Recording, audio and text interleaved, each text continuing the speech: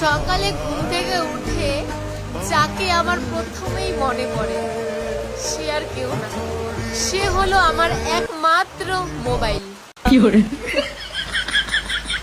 Mobile ছাড়া অত ভাইবে লাভ নাই যে ও আচ্ছা এরও প্রিয় মানুষ আছে, ওরকমটা না।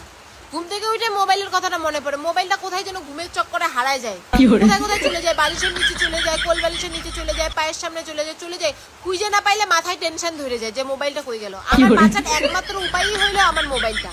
মোবাইলটা ছাড়া আমি ডিপ্রেশনে চলে যাই, অন্ধকারে চলে যাই।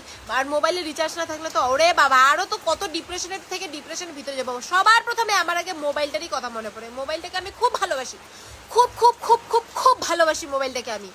আমার মোবাইল শুধুই আমার।